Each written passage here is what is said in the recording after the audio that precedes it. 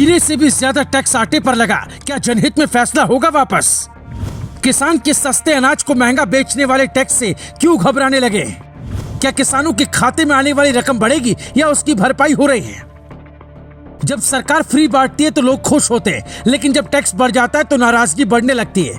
जिसने मोदी को वोट दिया और जिसने नहीं दिया, वो दोनों आटे और चावल पर टैक्स बढ़ने से नाराज है। कई जगह पर प्रदर्शन चल रहा है, हजारों दाल मंडियां बंद हैं। व्यापारी कह रहे हैं कि हम ही महंगा खरीदेंगे तो फिर जनता को कैसे सस्ता देंगे। आपको ये जानकर हैरानी होगी कि हीरा पर टैक्स बढ़ाकर 1.5% कर दिया गया है, जबकि आटे पर जीएसटी की दर बढ़ाकर 5% कर दी गई है। मतलब सरकार की नजर में हीरे से ज्यादा महंगा आटा हो गया है। आखिर इसकी वजह क्या है? दरअसल जीएसटी काउंसिल के फैसले को लेकर सुप्रीम कोर्ट पहले ही कह चुका है कि यह बाध्यकारी नहीं है। अगर राज्य सरकार नहीं चाहे तो नहीं भी मान सकती। मतलब राज्य सरकार चाहे अगर आपको राहत देना तो दे सकती है, या फिर विरोध के बाद मोदी सरकार भी इसे वापस ले सकती है।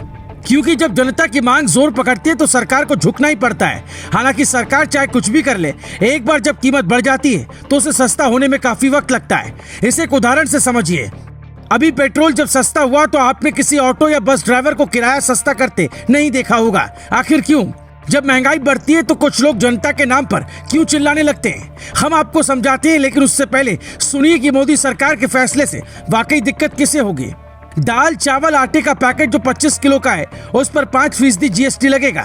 25 किलो से कम का पैकेट खरीदकर खुदरा बेचने वालों पर जीएसटी नहीं लगेगा। दही, लस्सी, छाछ, पनीर, स्याही और ब्लेड सब पर जीएसटी की दरें बढ़ा दी गई हैं। जनता जो पहले से महंगाई से परेशान थी उसे इसका सबसे ज्यादा नुकसान होगा। लेकिन ज्यादा नुकसान उनका है जो सस्ता गेहूं लेते थे और महंगा आटा देते थे।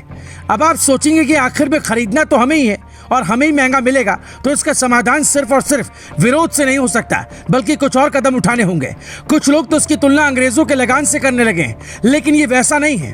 अब तक आटा, दाल, चावल पर सरकार ने छूट दी थी। मतलब ऐसा नहीं था कि उस पर टैक्स नहीं लगता था। पहले की सरकारों में भी ये टैक्स के दायरे में था, बस तरीका अलग था। जब आप दी हुई छूट को वापस लेते हैं तो विरोध होता ही है। आप श्रीलंका की हालत देखिए, वहां अनाज का संकट है। भारत में भी गेहूं के संकट की खबरें सामने आई थी। भारत ने इसका निर्यात बंद किया, फिर राशन कार्ड वापस लिए जाने की अफवाह उड़ी, लेकिन बाद में सरकार ने कहा कि सब ठीक है। अब जब आटा पर जीएसटी लगा तो ये सवाल फिर से उठने लगा कि क्या देश का खजाना खाली हो गया है या बात कुछ और है। दरअसल जीएसटी से सरकार की कमाई लगातार बढ़ रही है। मई 2021 की तुलना मई 2022 में 44% जीएसटी कलेक्शन बढ़ गया। 1.41 लाख करोड़ रुपए सरकार को एक महीने में मिला। यानी सरकार के खजाने में पैसा तो है। फिर आप सोचेंगे कि टैक्स क्यों बढ़ाया गया? इसका जवाब ये भी हो सकता है कि किसानों की आय दोगुना करने की बात करने वाली मोदी सरकार कोई नई स्कीम के लिए पैसा जुटा रही हो, या फिर किसानों के खाते में जो रकम 2000 रुपए आती है उसे भी बढ़ाया जा सकता है। क्योंकि किसान से सस्ता खरीद कर महंगा बेचकर धन कुबेरों ने तो खूब कमाया, लेकिन किसान को का कोई फायदा नहीं मिला। Bureau report, global Bharat TV.